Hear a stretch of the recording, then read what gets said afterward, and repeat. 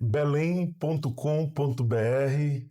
Podcop30, só tem no Belém.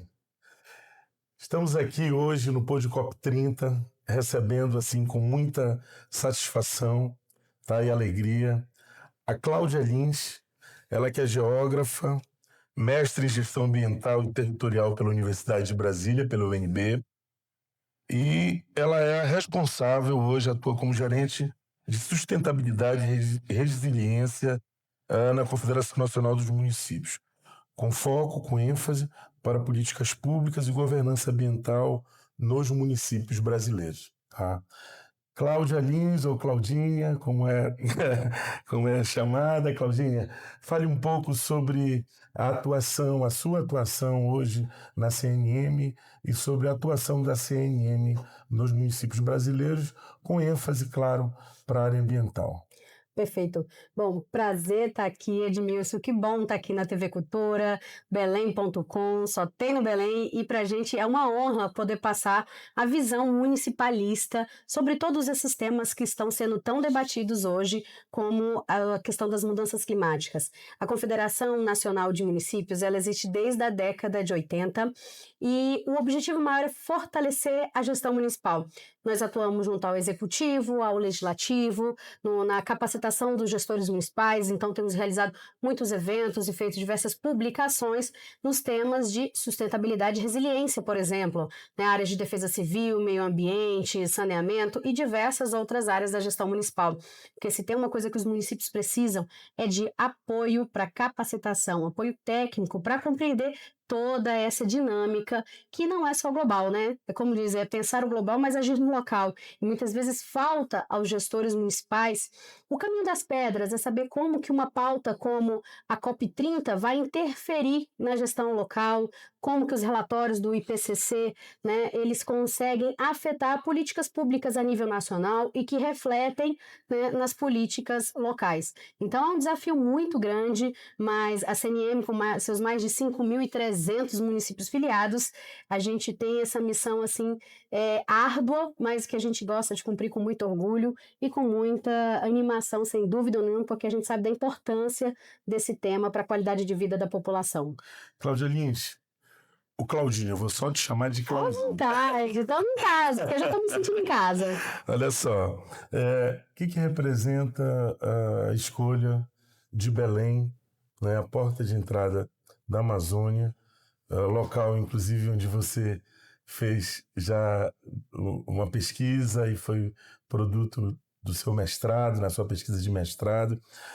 O que representa para a Cláudia, o que representa para a Confederação Nacional dos Municípios, para o Paulo Zilkowski, tá? O fato de ter sido escolhido Belém, município de Belém, para sediar a COP30.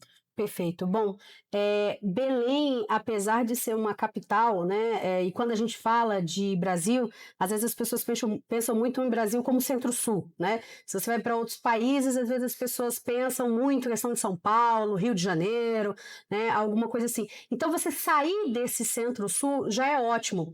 E Belém, ainda que seja uma capital, ela possui desafios do ponto de vista urbanístico, de mobilidade, de habitação, de meio ambiente, de saneamento, que são muitas vezes similares a municípios de pequeno porte. E isso é importante. É a gente mostrar que a questão ambiental, ela também tem que ser pensada do ponto de vista urbano, porque se a gente não focar em políticas públicas de sustentabilidade e resiliência para as cidades, a gente não vai conseguir pensar a cidade como um todo, ou pensar fragmentado, pensando apenas em floresta. Então, trazer a visibilidade de Belém é ótimo para realmente tirar essa imagem de Centro-Sul, a nível de Brasil, mas para trazer o debate para uma realidade muito mais nua e crua. Isso é excelente. A gente sabe, né, o município de Belém sabe, e ninguém nega os desafios que as cidades vivenciam hoje, né? A necessidade de você pensar política pública do ponto de vista federativo.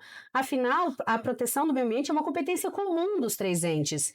Mas se é comum, por que a gente tem os municípios e as cidades tão abandonadas hoje em dia, né? A gente estava conversando, Edmilson, que bom seria se a gente conseguisse tratar diversos outros temas que afetam tanto o meio ambiente e a saúde da população, como a gente trata educação, assistência social, saúde, com transferências constitucionais ali, recursos fundo a fundo, mas para meio ambiente a gente não tem, para saneamento a gente não tem, e a conta não fecha. Né? Então, ter a cidade de Belém escolhida é ótimo por diversos motivos. Né? Você colocar os municípios como protagonistas, também mostrando as ações ambientais, a importância da agenda local para cumprir metas nacionais e globais nesse tema de mudanças climáticas também. Claudinha, qual foi o período que você fez a sua pesquisa de mestrado? Eu fiz em 2012, né? Eu defendi em 2012 meu mestrado, e o que eu vi foi muito chocante. Assim, a gente está falando, a Política Nacional de Resíduos Sólidos, ela foi sancionada em 2010, a gente está em 2025, 15 anos depois ainda existem lixões no Brasil. E as pessoas pensam, nossa, o Brasil está sediando a COP. Como é que pode ainda ter tanto lixão na Amazônia, isso, aquilo? Mas a gente esquece de pensar o território. A gente esquece de entender que o fato de sair uma legislação no Congresso aqui de Brasília não transforma isso em uma política pública. Se a gente for pensar na Amazônia, para você ter um aterro sanitário na Amazônia, você precisa de um terreno que tenha uma porosidade específica, aquele solo, longe de lençóis freáticos, de recursos hídricos, tem uma série de critérios ambientais que dificulta você encontrar uma área específica para aterro sanitário. Agora imagina isso no contexto da Amazônia. É extremamente difícil. E aí você pensa compartilhar um aterro sanitário, Edmilson. Município de Irunepé, no Amazonas, 13 dias de distância de Manaus. A distância ela é medida em dias, não é em quilômetros. Então você tem uma política pública que desconsidera as dinâmicas socioambientais e geográficas dos municípios. Então, a gente pode ficar no discurso de que falta vontade política, mas vamos ver o que precisa para fazer um aterro sanitário? Muitas vezes é muito mais que dinheiro. É a dificuldade que a gente tem de cumprir com todos os requisitos ambientais para ter um aterro sanitário. Quer dizer, não é fácil, como as pessoas pensam, identificar uma área.